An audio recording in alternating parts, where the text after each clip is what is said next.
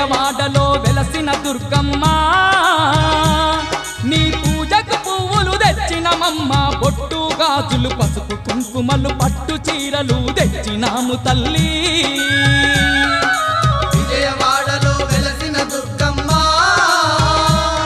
నీ పూజకు పువ్వులు తెచ్చినమమ్మ బొట్టు గాజులు పసుపు కుంకుమలు పట్టు చీరలు తెచ్చినాము తల్లి